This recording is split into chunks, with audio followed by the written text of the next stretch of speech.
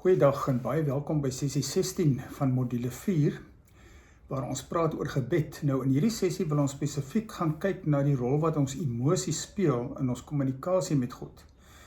Dis nie iets waaroor ons normaalweg dink as gebed nie, maar ek dink jy weet ook nou al dat gebed baie meer inhou as net om jou oë toe te maak en met God te praat. Dit gaan oor ons totale kommunikasie en al die maniere waarop God ook met ons kommunikeer, dat ons bewus sal raak daarvan en dit sal erken as vorme van gebed en hoe ons met God in kontak kan bly en bewus kan bly van hom. Nou dit is ongelukkig so dat meeste van ons eintlik maar 'n slordige emosionele lewe het. Ons kan baie maklik toelaat dat iets ons omkrap, emosioneel versteurings bring, wat ons negatief maak, of geïrriteerd, of gefrustreerd, of kwaad, of wat ook al. En die meeste normale reaksie op so iets, is dat mense dan ander blameer daarvoor, ander die skuld gee daarvoor.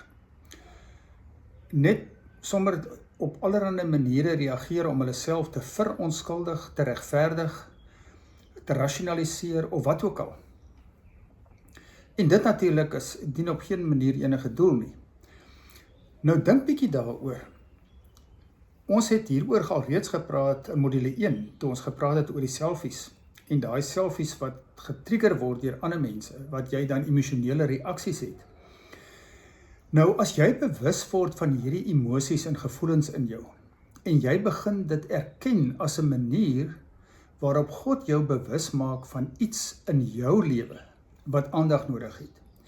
Met ander woorde dat daai emosies nie gesien word as lastig of onvanpas of dat jy jouself nog eerder verder kwaad raak omdat jy dit ervaar nie, maar as maniere waarop God iets onder jou aandag wil bring, iets aan jou wil kommunikeer. Dan kan dit baie waardevol wees om op die regte manier daaraan aandag te gee. Nou dis baie interessant, julle sal sien in die sessie hier noem ek dit, dat die klassieke Christelike skrywers, die mense wat regtig vir God leer ken het op 'n baie intieme manier ook, het gesê dat ons diepste kernbegeerte van ons menswees is 'n begeerte na God self. Ons verlang na hom, ons dors na hom. Maar ons is nie altyd bewus daarvan nie. Ons weet nie, dit is na God wat ons verlang nie. As gevolg van al die verwydering wat met God kom, wanneer ons lewens net om onsself draai, speel God net nie so groot rol in ons lewe dat ons bewus is daarvan, dat ons eintlik na hom verlang nie. En daarom kom daar in ons lewe allerhande selfgeldende begeertes na die oppervlak, wat draai om my eie belange, my eie koninkryk, my eie wil, my eie begeertes, wat ek dink my dors kan les, wat ek dink die lewe vir my beter kan maak.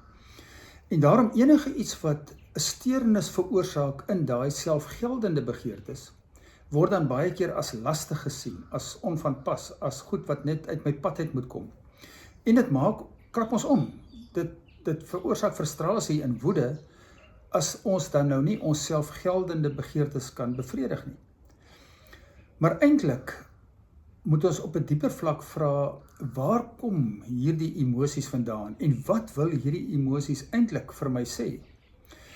En daarom is dit verskriklik belangrik om bewus te raak daarvan, dat jou emosies 'n belangrike rol speel in jou kommunikasie met God.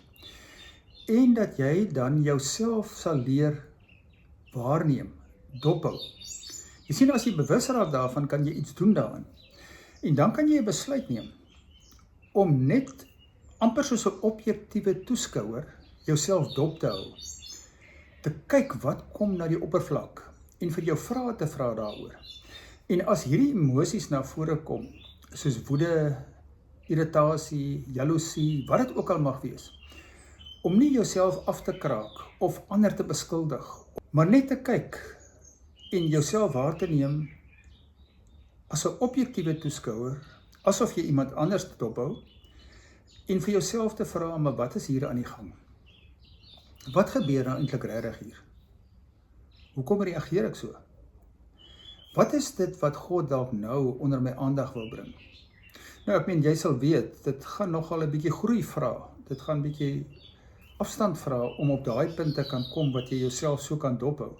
Maar dit is 'n geweldig belangrike groeipunt in ons lewe om daar te kan kom.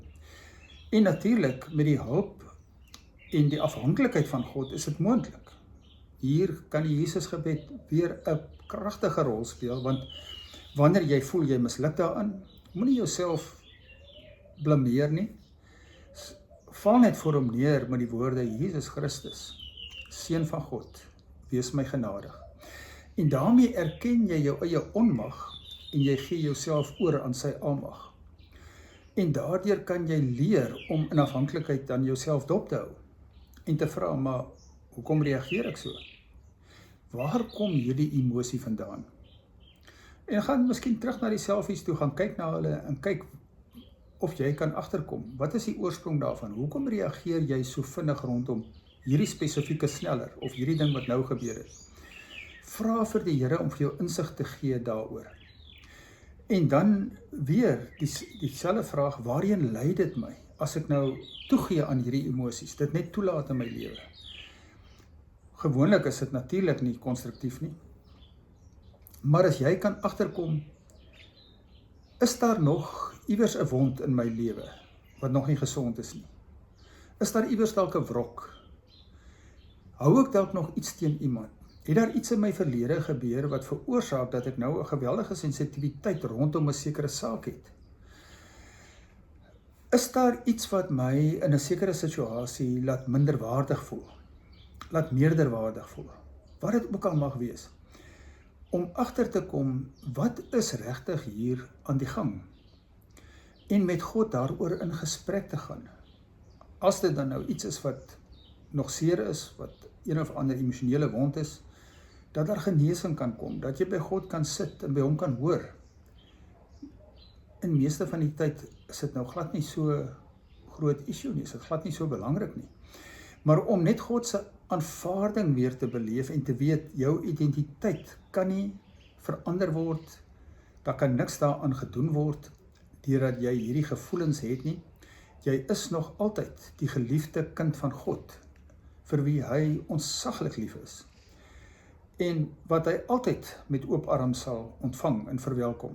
So die werklike vraag is nooit, wat maak my kwaad, of wie maak my kwaad, of wie ontstel my, of wie maak my bang, of wat ook al nie. Dit is, waarom word ek kwaad?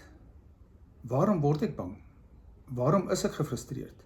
So die vraag moet jy vra na jou binnewêreld. Waarom reageer ek so? Wat is hier aan die gang?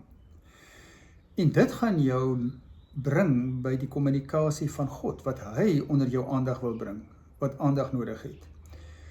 En dit help jou om op te hou, om die vyand daar buite iewers te soek en te sien, en ander te blameer en te beskuldig, of jouself te verontskuldig. Dit is 'n verskriklik belangrike aspek van ons emosionele en geestelike groei, want die twee is baie nou verwant aan mekaar, jou emosionele groei en jou geestelike groei. Ons geestelike groei of volwassenheid word nie gesien in ons kennis, in ons manier om oor die skrif te praat en uit te lê en te verduidelik nie. Nee, dit word gesien in emosionele reaksies. Daar kan 'n mens sien of iemand regtig al begin gesond word in die binnekant, begin geestelik volwasse word in die sin van groei in Christus, waar daar nie meer so 'n verskriklike groot ego in 'n klein nervie is nie. Maar as jy gesterf het aan jou ego en jy weet, jou identiteit is in Christus, en daarom niks wat iemand van jou sê, kan verander aan wie jy is nie. Dit sê eintlik meer van daardie persoon as wat dit van jou sê. En jy kan jouself begin dophou om agter te kom, wat is die goed wat God wel nog onder jou aandag wil bring, waar jy moet aandag gee. Dan kom daar werklike emosionele en geestelike groei in volwassenheid. Nou hierdie onderskeiding van jou emosies kan ook 'n baie groot rol speel in onderskeiding van God se wil. Ek noem 'n paar dinge hieroor, want dit is ook veral Sint Ignatius wat ons daar in baie skitterende materiaal voorsien het om God se wil te leer onderskei. Ek raak in die sessie net daaraan, want hy praat veral van konsolasie en desolasie. En hy sê, as jou fundamentele lewenskeuse is, jou diepste kernbegeerte is, om God se wil te doen, dan gaan jy konsolasie ervaar wanneer dinge saamwerk rondom die doen van God se wil en dat jy dit kan leef. Konsolasie is natuurlik gevoelens van positiewe gevoelens, van jy voel God se vrede, God se rus, God, jy weet die vreugde, alles, dit wat jy daarin ervaar as jy iets doen, bevestig dan dat jy God se wil doen. En desolasie, negatiewe gevoelens, sê vir jou oppas. Nou is jy nie in God se wil nie. Wees versigtig. Maar as jou fundamentele lewenskeuse nie is God se wil nie, maar jou eie wil, die selfgeldende begeertes, dan kan wanneer goed uitwerk wat vir jou goed is, wel 'n tydelike konsolasie veroorsaak. Maar op die ou end gaan jy desolasie beleef omdat dit nie in God se wil is nie. So dink bietjie daaroor, en as jy meer wil leer daaroor, oor onderskeiding, het ek 'n ander boekie geskryf wat vroeër module 7 was, oor die wil van God. Die titel nou is God se wil, my wil. Jy kan dit dan ook bestel om bietjie meer daaroor te werk, sommer op jou eie. Baie dankie dat jy weer saam geluister het.